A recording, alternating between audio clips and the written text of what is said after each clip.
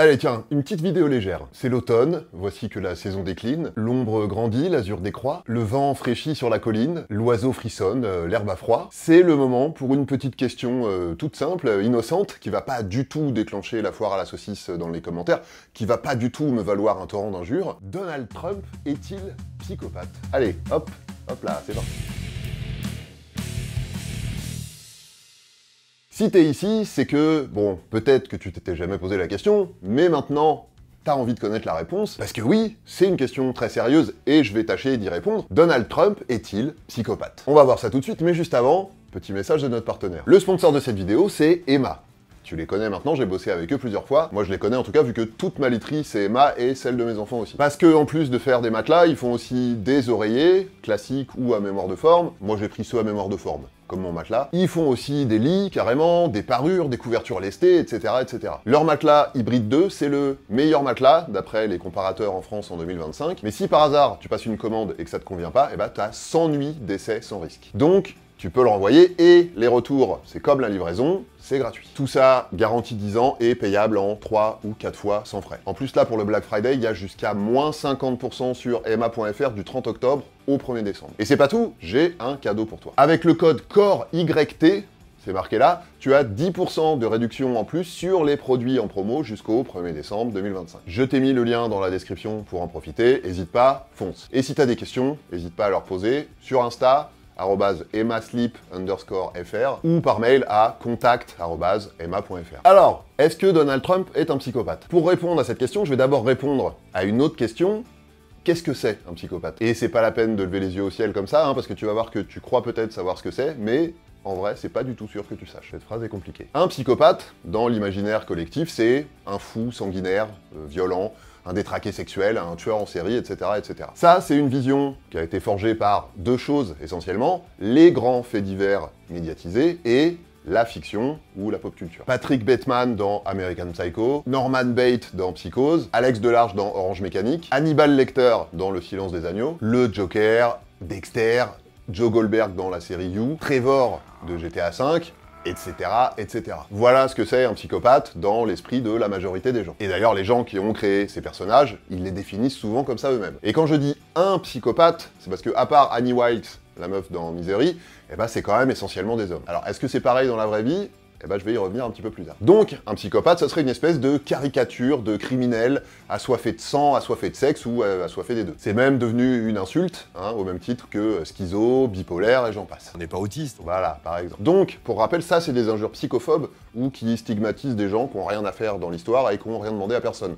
Donc, c'est nul, on arrête. Mais bon, c'est quoi un psychopathe? Bah déjà, c'est pas forcément quelque chose qui est très précisément défini dans les manuels qui sont censés faire référence. Mais c'est quand même quelque chose qui a été énormément décrit, donc il y a plein de trucs à dire. La psychopathie, déjà, techniquement, c'est pas une maladie mentale, c'est ce qu'on appelle un trouble de la personnalité. C'est-à-dire un mode de fonctionnement, des schémas, des traits de personnalité, dans la façon de penser, dans la façon de se comporter avec les autres, etc., qui empêchent quelqu'un de fonctionner correctement. Et qui font souffrir à la fois la personne qui en est atteinte, et tous les autres autour. Alors, oui, je sais, jusque-là, c'est un petit peu flou, mais c'est parce que des troubles de la personnalité, il y en a plein qui peuvent être très différents les uns des autres. Il y a les troubles de la personnalité paranoïde, schizoïde, borderline, etc., etc. Et puis, il y a les troubles de la personnalité antisociale, dont fait partie la psychopathie, mais aussi la sociopathie, par exemple. Et donc, concrètement, la psychopathie, ça consiste en plusieurs trucs. La première caractéristique d'un psychopathe, c'est son manque d'empathie. Donc son indifférence, sa froideur face à ce que peuvent vivre ou ressentir les autres. Ça va aussi avec une capacité à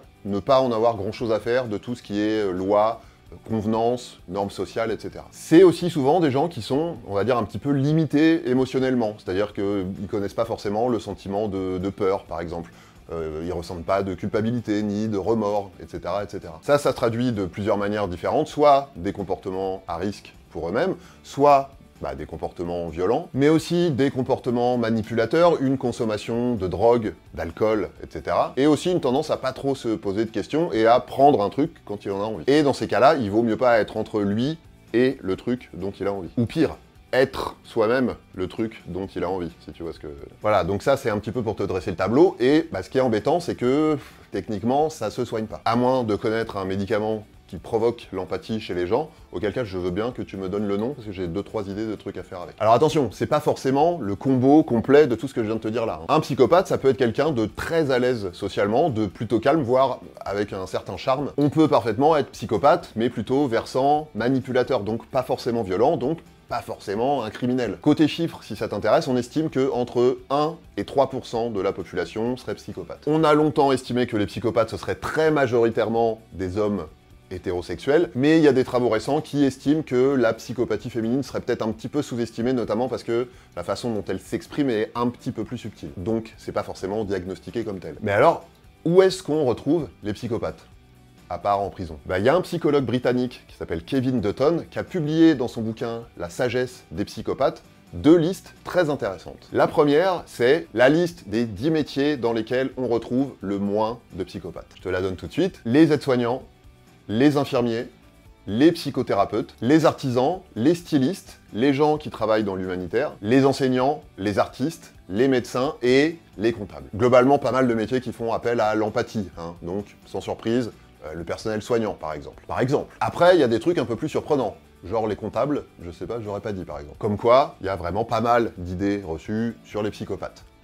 Et sur les comptables aussi. Maintenant, une autre liste intéressante. Alors, c'est toujours selon Kevin Dutton, hein. Donc, le mec est effectivement spécialiste de la psychopathie, mais faut quand même croiser avec d'autres sources avant de prendre ça pour argent comptant. La liste des 10 métiers les plus pratiqués par des psychopathes. T'es prêt ? Les PDG, les chefs d'entreprise, les avocats, les gens qui bossent dans les médias audiovisuels, les vendeurs, les chirurgiens, les policiers, les journalistes, les membres du clergé, les religieux, les chefs de cuisine et les hauts fonctionnaires, y compris les responsables politiques. Bon, on va pas commenter métier par métier, il y a des trucs qui sont pas tellement étonnants, d'autres un petit peu plus, mais on va s'arrêter sur le premier et le dernier, les chefs d'entreprise et les politiques.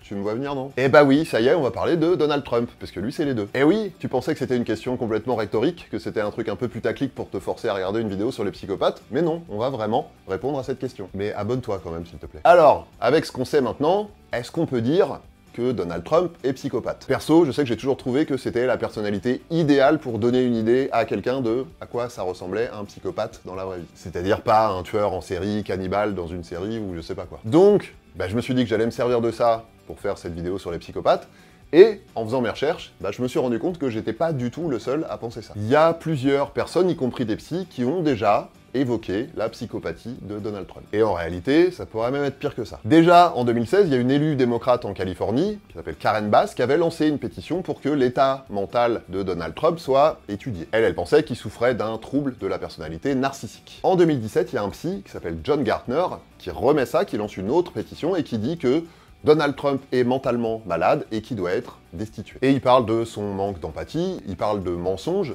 il parle de manipulation, d'arrangement avec la réalité, ou alors avec la loi, les normes sociales, etc. Il rappelle qu'il y a aussi des accusations d'agression sexuelle, autant de points qui collent avec la personnalité d'un psychopathe. John Gartner, il avance une hypothèse selon laquelle Donald Trump il souffrirait d'un trouble de la personnalité antisociale avec des traits paranoïaques. Et il avance le terme de malignant narcissism, c'est-à-dire narcissisme malfaisant ou narcissisme malin. C'est-à-dire un trouble extrêmement grave qualifié de la quintessence du mal, par un psychologue qui s'appelle Erich Fromm et qui est le premier à avoir observé ce trouble de la personnalité et à lui avoir donné un nom. Un trouble de la personnalité que le même Erich Fromm avait évoqué pour parler de, tu sais, le petit moustachu à mèche là. Mais si, tu te rappelles, j'avais fait une vidéo sur lui, enfin sur sa...